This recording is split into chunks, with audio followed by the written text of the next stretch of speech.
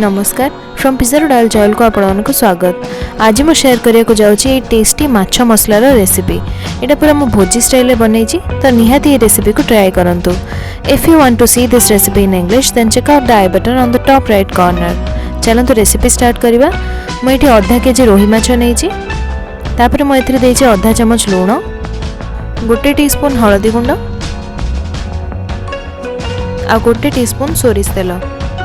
एबे ये सब को मैं भल से गोले की माछरे भल से लगे दीची।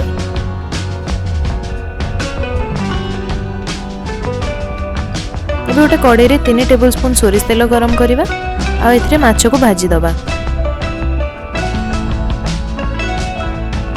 माछ को एमती उल्टी उल्टी की दी साइड रो मु भलो भाबरे भाजी देची।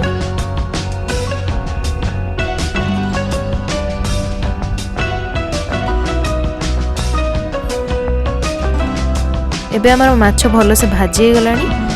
एबे सबु माछ पीस को एमती भलो भाबरे भाजी की रखी दबा।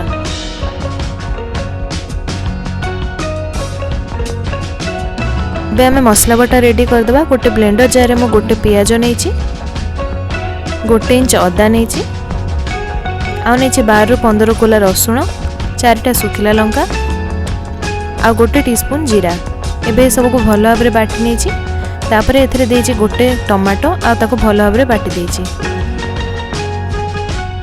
एबे जो तेल रे हमें माछ भाजी थिले सेही तेल रे आधा चम्मच चीनी दबा। चीनी टिके ब्राउन हला परे हमें एथिरे गोटे पियाज को एमते सरू सरू काटी की दबा। तापरे मो एथिरे गोटे कंचा लंका को एमते फाळ करिके देइछि। एबे पियाज ब्राउन होबा जाय ताको भलो भाबरे भाजी देइछि।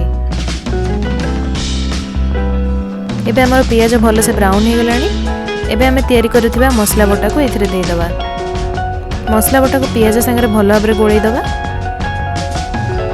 तापरे एथिरे दबा स्वाद अनुसार लूण, आधा चमच हळदी गुंड, आधा चमच लंका गुंड, आधा चमच धनिया गुंड आ गोटे चमच गरम मसला।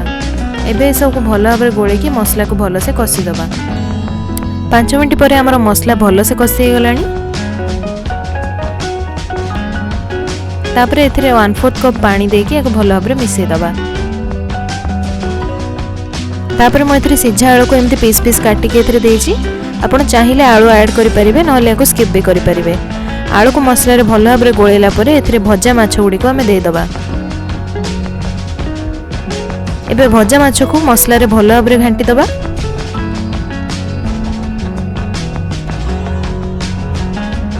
एबे हमर माछ मसला रे पूरा भलो से गोळै गलानी। एबे लास्ट रे एथिरे किछि धनिया पत्र देकी एको भलो भाबरे गोळै दबा। एबे हमर माछ मसला पूरा रेडी हो जाइछि। याको एमते गरम गरम भात सहित सर्व करंतु। आ एटा बहुत ही टेस्टी लागि थाए तो निहाती ए रेसिपी को ट्राई करंतु। आ मते जणांतु कि एटा केमिति हेतिला। जदि आपको रेसिपीटी पसंद आसला देन ए वीडियो को लाइक और शेयर करंतु। आ मो चैनल को सब्सक्राइब करंतु। Thank you for watching. Good bye.